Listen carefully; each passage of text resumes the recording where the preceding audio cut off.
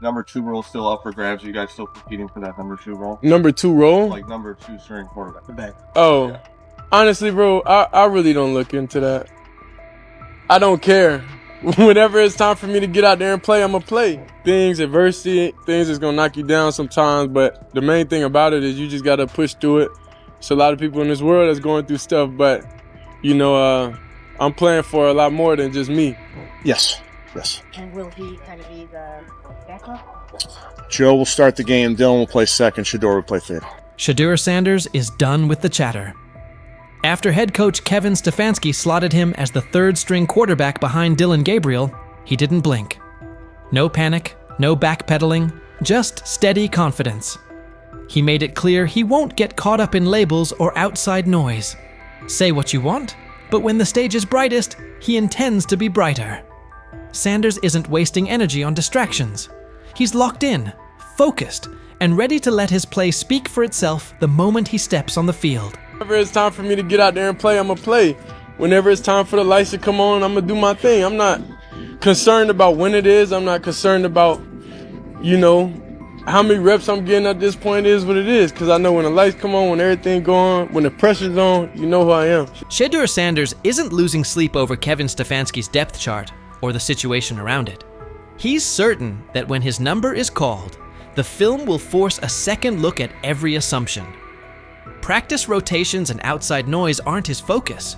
He trusts his preparation and what he brings to the position. The equation is simple. When the pressure is real and the lights are hot, he'll answer it and quiet the doubts. He's not chasing validation anywhere else. The field is where he'll do his talking. This isn't just a solo climb for him either. He views his supporters as part of the mission, not spectators on the sideline. He's navigated stretches like this before and found a way through, and that same mindset drives him now. Every window that opens, he plans to seize. The message doesn't change. The work never stopped, the standard hasn't moved, and he's ready to prove it again the moment opportunity meets preparation. The main thing about it is you just got to push through it. There's a lot of people in this world that's going through stuff, but, you know, I'm playing for a lot more than just me, you know, so regardless of pain, that's always how I've been, even in college, you know, so in high school and everything from when I was young, regardless of like physically, you know, if I don't feel my best, I still gotta go out there and execute with no excuses. Since landing in Cleveland, Shedeur Sanders says his perspective has shifted. Simply lacing up for practice each day feels like a gift he used to imagine, not live. He's embracing patience, fully prepared to wait his turn, and when that window opens, he intends to sprint through it. Until then, the plan is simple. Stack work, refine the details, and be over-prepared when the call comes. To critics, he doesn't frame this chapter as a setback at all. It's the runway. This is time to tighten footwork, sharpen reads, and stay mentally locked in for what's next. He's clear that when the moment arrives, he'll put the whole toolkit on display and let the tape answer the questions. The focus hasn't wavered, the workload hasn't eased, and the standard hasn't moved. When opportunity meets preparation, he intends to show exactly who he is and what he can do. I would say I learn life in a different perspective, you know, and that's why I come here. I'm happy. I always got good energy because, you know, I'm blessed to come out here. And he's backing it up. In his latest practice, Shedeur Sanders showed exactly what cooking looks like. He came out a touch sluggish while shaking off the last of the injury effects, then locked into rhythm. By the end, one throw stole the entire session, an eye-catching rip that reminded everyone he's trending back to full form. That single play said more than a soundbite ever could. It wasn't just 6 points. It was a snapshot of poise, placement, and field vision.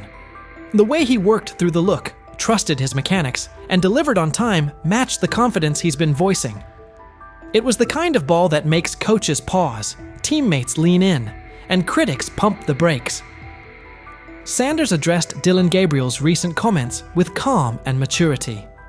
Even after Gabriel clarified they weren't aimed directly at him, Shedeur said he didn't spend a second dwelling on it. He believes God gives him the steadiness to stay grounded and avoid reacting to every headline. The noise is irrelevant. his focus stays the same.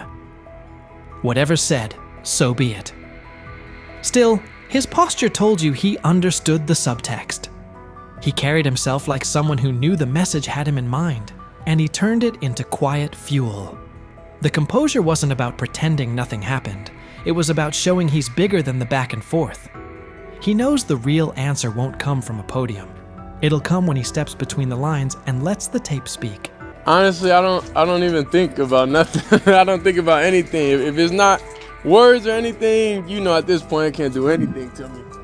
I know, the God put the ability and the power within me to not even think about nobody else's comments, not care. It is what it is. I spoke with him. He said, nah, bro, that wasn't. He said, that wasn't. He told me on the plane. He came up. He was like, nah, bro, that wasn't at you. I see how they trying to spin. I'm like, oh, all right. I'm not tripping, regardless of whatever it was. He's right to ignore most of it. Not every take deserves oxygen. There will always be bandwagon critics who pile on when things look rough and pivot the second momentum flips. The same voices throwing shots now will rush to celebrate him once he delivers. And you can bet Colin Cowherd will be near the front of that line. He's been all in on the skepticism around Shedeur Sanders lately, using every opening to question him. Cowherd praised Kevin Stefanski for elevating Dylan Gabriel to quarterback 2 and sliding Shedeur to 3rd, calling it the smart, low-risk move and proof of Stefanski's top-tier instincts. But it's hard to miss how quickly Cowherd writes Shedeur off, as if he's eager to see a miss before the kid gets a fair runway. Cowherd didn't stop there. He mocked Shedeur and his supporters, pointing out that several franchises were searching for starters and many more needed steady backups, and none chose him. He hammered the draft optics too. Dylan Gabriel in the 3rd round versus Shedeur in the 5th, framing that as the league's verdict. In his telling, the message is already settled. Shedeur's backers may have shrugged at that before, but, as Cowherd puts it, the numbers make the case. And many of us believe Jimmy Haslam, the owner of the Browns, is the one that nudged the front office into drafting him. So the Browns drafted Dylan Gabriel 2 rounds before. So you can run to your Reddit board and dogpound.com and say it's a conspiracy, but the whole league told you he's a 5th-round quarterback. And the Browns are telling you, Kevin Stefanski, who won 11 games in 2023 with nonsense in a division with the Ravens, in the AFC. Shedeur Sanders' time in Cleveland is turning into a story of resilience, focus, and quiet resolve. Even as the 3rd-string quarterback behind Dylan Gabriel, he hasn't let rankings or outside opinions throw him off course. From day one, he's kept his eyes on the bigger picture, steady growth, daily preparation, and being ready the second his opportunity arrives. Every critique is fuel, not a verdict, and he's using it to sharpen his game. His recent work on the field backs that up. Coming off injury, he settled in quickly and found his rhythm, capping practice with a pinpoint touchdown that stood out as the day's highlight. The timing, placement, and poise on that throw reflected the same confidence he's been preaching, reading the look, trusting his mechanics, and executing cleanly. It's the kind of rep that gets a coach's attention, earns teammates' trust, and makes skeptics pause. Sanders' maturity shows in how he handles chatter from teammates, rivals, and the media. Whether responding to Dylan Gabriel's comments or brushing off negative noise, he stays grounded, crediting faith and focus for keeping him steady. He knows the talk is part of the job, and he's committed to letting the film speak louder than any quote. Meanwhile, critics like Colin Cowherd have leaned into the doubts, pointing to draft status, Gabriel in the 3rd round, Shedeur in the 5th, and the lack of immediate interest from teams as proof the league has already made up its mind. Sanders isn't letting that define him. He understands success isn't about early labels. It's about persistence, preparation, and performance when it counts. As he keeps stacking work and embracing each rep, it's clear he's preparing for the moment his potential becomes undeniable. The road may be tough, but his discipline and mindset suggest he's more than capable of rising above doubt and making his mark in the NFL. What's your read on Shedeur Sanders' approach so far? Do you think his patience and focus will pay off once he gets real snaps? And how much do takes like Colin Cowherd's actually impact a young quarterback? Do they hinder, or do they add fuel? Out there. I talked to Denzel Ward. You know, Yep. I talked to some, but I didn't say the name. But anyway, I done talked to some people. He looked different. There's a difference when that young bull is out there spinning that ball. You hear me? Mm-hmm. Difference. I'm talking about football. I ain't talking about no media and all that hoopla and all them, on Twitter, they putting up the numbers. Some he with 10 for 12 for 2 touchdowns. I'm talking about when he's at the helm, he looks different. Whether he's going with the first team, second team, or third team.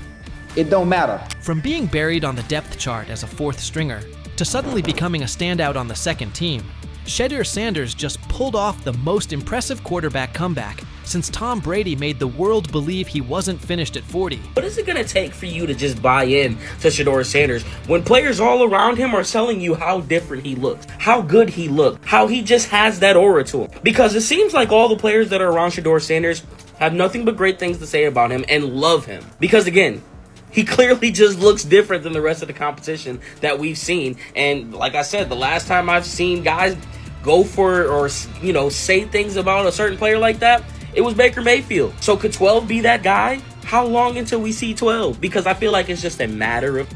The same haters who were cheering when he got dropped to fourth string are now scrambling for excuses faster than a glitchy Wi-Fi during the Super Bowl. Get ready, because this isn't just a step up on the depth chart. It's a serious reality check that's got the critics choking on their own words with a big helping of humble pie. Being said, I see some balls coming out of Shedeur Sanders at that game, and I'm like,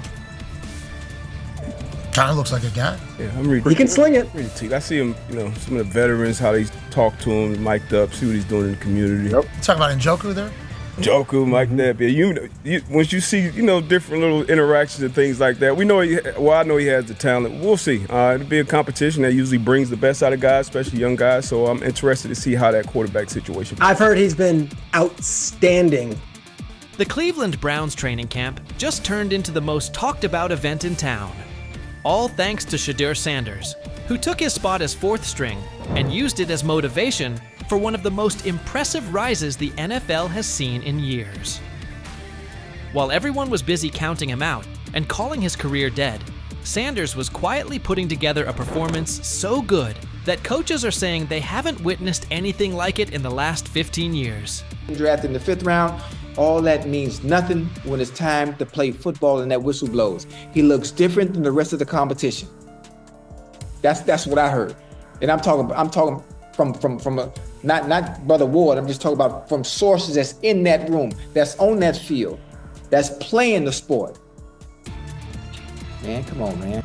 Yep, coaches with decades of experience are honestly scratching their heads, trying to figure out how someone goes from being a practice squad afterthought to seriously competing for a starting spot in just a few weeks. Thing is, they never planned on taking him. The problem is, like Ocho Cinco said, you got somebody that has endeared himself to the locker room. And guess what? The difference between him and Tim Tebow, the biggest one, is he can play. He can throw the ball. Tim Tebow running around being an H-back, he can throw the ball. And he's done everything he needs to do. He ain't saying nothing. He ain't rocking the boat. He ain't mad about the reps. He ain't mad about none of that. All the people out there want to see is this, like Tyler said earlier. We want to see what he can do with Jerry Jeudy. That's it. I want to see what he can do with David Njoku. I want to see him with Junkins. I want to see him with the first running backs. If you are cooking, if you are beating down the doors with the 3s and 4s, guess what? You deserve more. That was a bar. It rhymed. It was. Remember when Mary Kay Cabot dropped that bombshell report saying Shedeur Sanders was the 4th string quarterback? The internet blew up faster than a Michael Bay explosion. Critics came out of nowhere, like ants at a picnic, rushing to call his NFL dreams dead on arrival. They claimed he was only shining against guys who'd either end up on practice squads or be out of the league by September. They pointed out he wasn't getting reps in 11-on-11 drills and said he needed to earn his way up the depth chart. Dude, listen, the guy, all I can say is that he goes where the ball's supposed to go and it looks the way it's supposed to look. Mm-hmm. And when I hear that tells me it sounds like the Browns may have got a steal with Shedeur Sanders in the 5th round, because I think he'll have a chance. I'm not saying he's going to be the starting quarterback in September, like week 1 or 2 or whatever it may be early in the year, but I think he's got a chance to develop into something that hopefully would preclude them from having to draft a quarterback first overall or top 5 next year. Being said, I see some balls coming out of Shedeur Sanders at that game, and I'm like, Kind of looks like a guy. Yeah, I'm ready. He can sling it. Ready to. I see him, some of the veterans, how they talk to him, mic'd up, see what he's doing in the community. You talking about Njoku there? Njoku, mic'd up. Yeah, once you see, different little interactions and things like that, I know he has the talent. We'll see. It'll be a competition that usually brings the best out of guys, especially young guys. So I'm interested to see how that quarterback situation. I've heard he's been outstanding. Funny how the tables have turned. Those same critics are now watching Sanders climb the depth chart like he's scaling Mount Everest with rocket boosters. The guy they wrote off is now the one they can't stop paying attention to. Every completion sends a message. Every perfect throw is a reminder that real talent doesn't stay hidden forever. And with every practice, he's showing that maybe, just maybe, the Browns stumbled upon their hidden gem.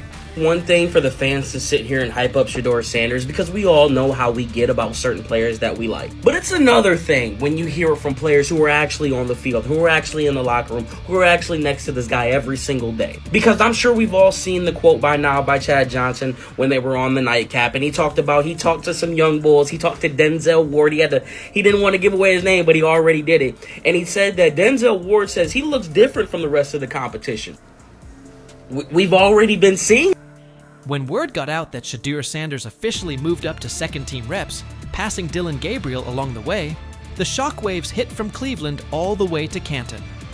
This wasn't just some small roster tweak, this was huge.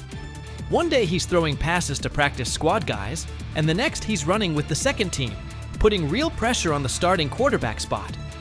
The promotion came after Sanders completely dominated minicamp, showing toughness, leadership, and total control on the field.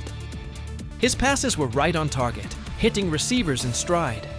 His decision-making was sharp as a blade, and his grasp of the playbook had coaches nodding like proud parents at a school play. But this wasn't beginner's luck. It was steady, calculated execution that the coaching staff just couldn't ignore. And I don't know, there was never no one thought he was this malcontent or like a bag. It wasn't. That was the word, That was kind of what was being said. That was kind of what was being said. No. The pre-draft process was so unorthodox that he didn't go through it all like everyone else did. And I think there's a lot that we can look back on this thing, especially if he becomes a star in this league and say, you could point fingers in a million ways. Not having a pure agent, not having the workouts that everyone else did, going to these teams, not necessarily being as willing to throw the ball when asked at these the All-Star games, like that kind of stuff I think might have stung him, it might have turned teams off, but I know. When Stephen A. Smith starts singing your praises, that's when you know you've officially arrived. The ESPN personality, famous for his fiery takes and no-nonsense analysis, didn't just mention Sanders. He gave him the full Stephen A. treatment. He praised Sanders not only for his top-tier football skills, but also for the intangibles that separate the good from the great. This kid's mindset puts him ahead of the pack, Stephen said, with the confidence of someone who's seen enough football to spot greatness from a mile away. He pointed out Sanders' composure, mental toughness, and relentless drive to compete at the highest level. When Stephen A. says, "It's not just about throws and stats anymore," you better believe the whole football world is paying attention. This stuff wasn't made up. I covered the draft for ESPN. I'm sitting on the desk. It's Shefty, it's Mel, it's me, it's Lewis. I heard some of the same things that Deion Sanders is talking about. And S.A. and Kenton, you know this, we all have relationships. We all have people who tell us information, they help us prepare to do our job. I heard some of the same things. Some of these things weren't necessarily made up, at least I don't think, from the people that I trust who told me these things. And so an opportunity now in Cleveland with a quarterback situation that, honestly, he can come out of and win the job. I think he'll do well. I really do. I think the kid works really hard. I think he loves the game of ball. And when it comes down to it, if you have a guy like that loves the game, obviously growing up around it his whole life, I think he'll be successful. He has a tremendous luxury to change plays at the line of scrimmage and what he sees. But you got to take into account that this kid has started every game in his high school career. This kid has started every game in his college career but one. He's seen a lot of football. So it's not too many complex defenses that you could throw at him that he hadn't seen. He's seen all of them. What happened behind the scenes in Miami last week left NFL scouts, general managers, and team owners completely shocked. Shedeur Sanders put on a performance that was so sharp, so precise, that even the most experienced talent evaluators, people who've been doing this for decades, are now second-guessing everything they thought they knew about quarterback play. The buzz started quietly on Tuesday. By Friday, it was all anyone in football circles could talk about. And now it makes total sense why Deion Sanders has been so confident about his son's NFL future. What you're about to hear could seriously shift the way you see the 2025 NFL Draft. But before getting into the details of that private session, take a second to think about this. How many times have we seen quarterbacks hyped up only to fall apart under real pressure? How often do college stars shine in the NCAA but fold when they step into the NFL's high-stakes environment? The league's history is full of QBs who looked unstoppable in college but couldn't cut it at the next level. That's exactly why what Shedeur did last week is so unbelievable.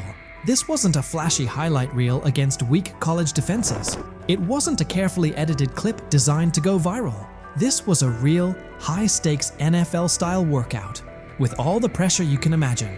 Here's what we know. About 3 weeks ago, word started to get around that Shedeur had scheduled a private workout in Miami. But this wasn't just any workout. It took place at a top-tier training facility, the kind of place where legends like Tom Brady and Aaron Rodgers go during the offseason to sharpen their skills. It's a spot known for its privacy and intensity, far away from media noise. But here's where things got really serious. Shedeur didn't just bring in a few position coaches or local scouts. He invited the big names, the harshest critics. These were evaluators who don't get impressed by flashy stats or famous families. Think former NFL defensive coordinators who've built entire careers on shutting down elite QBs. Think scouts who've analyzed everyone from Peyton Manning to Patrick Mahomes. And they all showed up, every one of them. Inside the facility, the vibe was intense. 15 NFL decision makers, execs, scouts, and coaches were spread across the field. Clipboards out, stopwatches ticking, no smiles, no reactions. Just stone-faced pros who don't hand out compliments lightly. Then Shedeur walked onto the field. No hype, no background music, no cameras trying to catch a viral moment. Just him, carrying the weight of his family name and the hopes of Colorado fans everywhere. The place went silent, and what followed? That's when everything changed. I think he's done a great job. He's a super nice kid. Those guys, the people I work with that interview him and stuff, he's a great guy. He's just got to, he's got to kind of put himself under the radar and work every day, which he seems to be doing. The first drill looked pretty basic on the surface.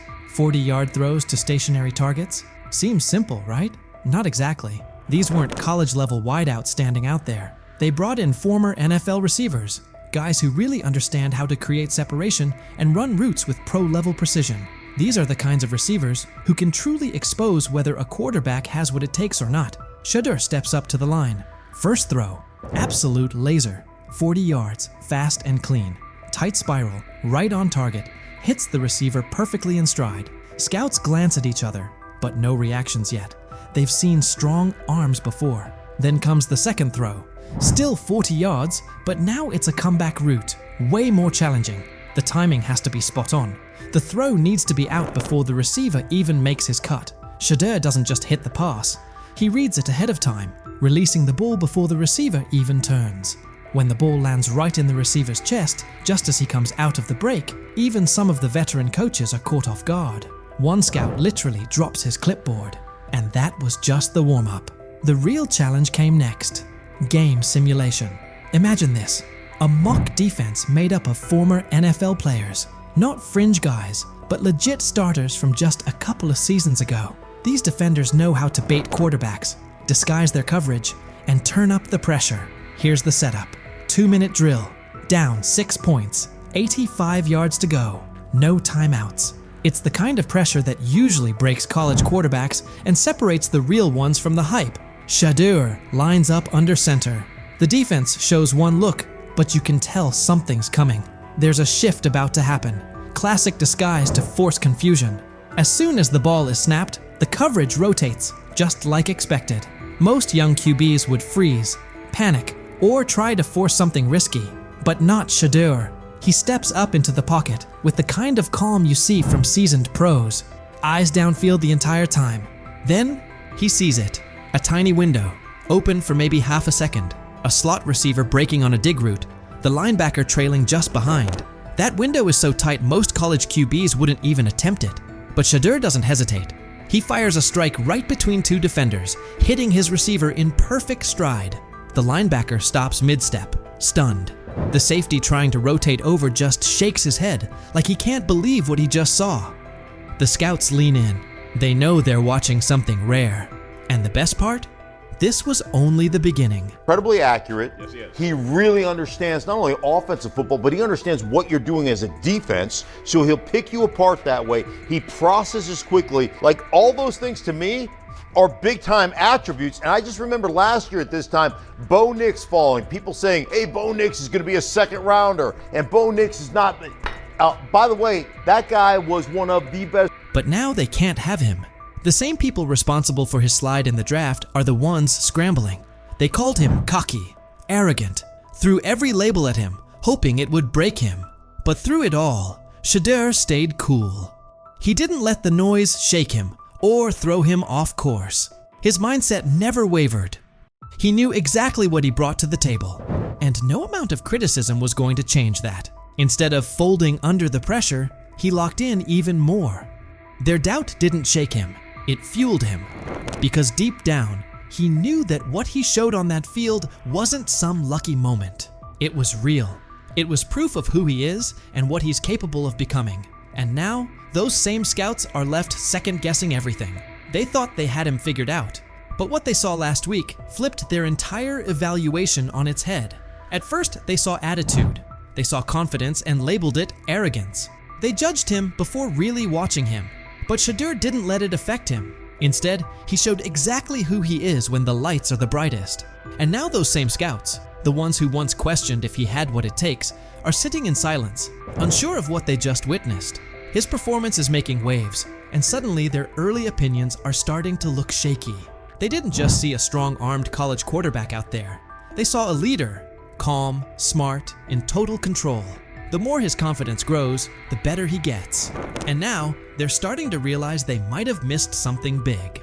What they once brushed off as ego now looks more like confidence that can't be rattled. And his ability to shine under pressure is forcing a lot of people to rethink how they evaluate talent. Every day that passes, the question gets louder. How long can they keep ignoring the guy they once dismissed? Have we ever seen a quarterback flip the narrative like Shedeur Sanders just did? How often do players get counted out because of assumptions or snap judgments? How many times is confidence mistaken for arrogance? And how much potential gets overlooked because of it? Maybe this is that turning point. Maybe those very traits we criticize in young players are actually the ones that turn them into something great. What if Shedeur is exactly the kind of quarterback the league's been missing? What if we're watching the start of something special? So what do you think? Could Shedeur Sanders be the real deal? And what kind of impact will his rise have on the 2025 NFL Draft?